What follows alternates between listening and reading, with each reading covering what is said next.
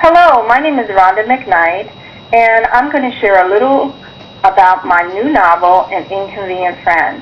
An Inconvenient Friend will be released on August 1st, 2010, and it will be available pretty much wherever books are sold. I'm going to do this introduction by answering some questions that I've already been asked about An Inconvenient Friend, and I think by the time I'm done, you have a really good idea of what the novel is about. And I'll start with what it's about. An Inconvenient Friend is the story of Samaria Jacobs, and Samaria is a man-stealer whose plot to get her man involves befriending his wife.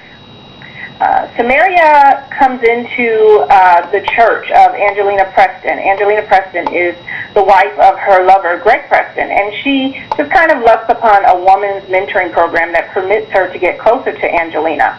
As you can see, Samaria's got a lot of nerve, because I think it takes a lot of nerve to just go show up in the woman's church. But Samaria's nervy, and she's sometimes lucky. And so this is how the story opens, with her coming into the church and trying to get to know Angelina a little bit better. She's sizing up the competition. I'm going to tell you a little bit about the characters. Samaria Jacobs is an ambitious anti-hero that I think readers will love to hate. She's a social climber. She's got a whole lot of debt that she thinks will magically disappear if she finds the right man to write a check. Samaria is characters based on the Samaritan woman at Jacob's well in the book of John in the Bible, chapter 4. And like the Samaritan woman, Samaria brings a host of emotional baggage to her relationships. Her mother's no Claire Huxtable. Her father abandoned her when she was 6, and she's been nursing a broken heart for about 8 years. So Samaria's got a skewed view of the world, and that really drives her actions, and it really taints her values. Samaria Jacobs isn't the only voice in the book. Angelina Preston, Greg's wife, is also has a point of view in the story. Angelina is a wonderful Christian woman. She's in leadership in her church. Church is the women's ministry, but she's struggling to keep her marriage together, and while she's also trying to overcome the pain of a past event that has really crippled her marriage. And like I said, she's in leadership in her church. She also has a great career as a child welfare administrator, but while she has all this confidence to do all these other things, she really feels powerless to change her situation with her husband. And I won't really give that away. I'll let the story tell you why.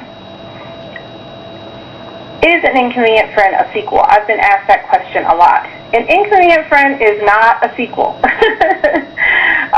Samaria Jacobs was in my first novel, Secrets and Lies, but when I started writing An Inconvenient Friend, it was not about Samaria Jacobs. It was just about this woman, who was walking into the church, and she was trying to steal this man. And so as I delved in and began writing, the more that I got to know the character, I realized, hey, I already know this conniving chick. She was in my first book. So while, I would love for people to read both my novels, I would love for people to read Secrets and Lies, you absolutely do not have to read Secrets and Lies to be caught up on Samaria's antics. She literally just walks out of my first book and gets her own story, and I bring nothing of the previous story to this story.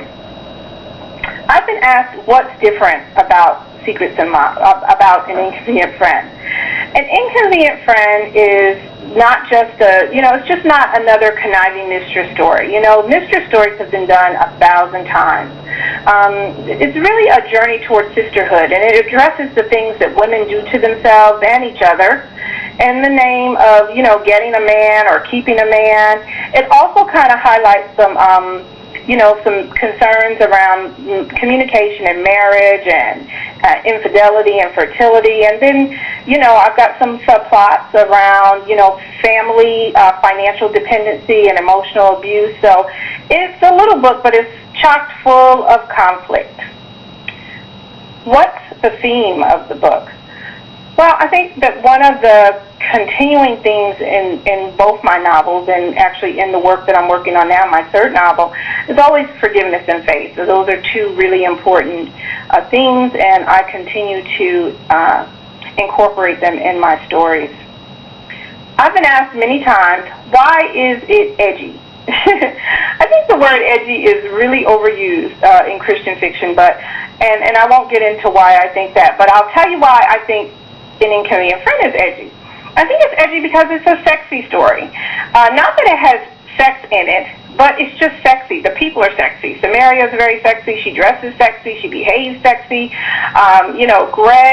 Gregory Preston, although he's a cheating husband, which does not make him particularly sexy to me, he's a good-looking man. Then I have another character named McKnight, who's also, absolutely yummy. There's a lot of lusting in the book. There's lusting for people and lusting for money and lusting for position. There's even some lusting for drugs and power.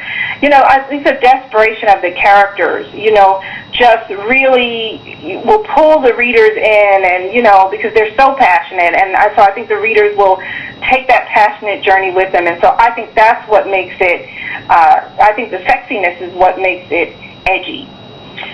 Well, I hope you've enjoyed hearing about An Inconvenient Friend. As I said, it's available on August 1st wherever books are sold.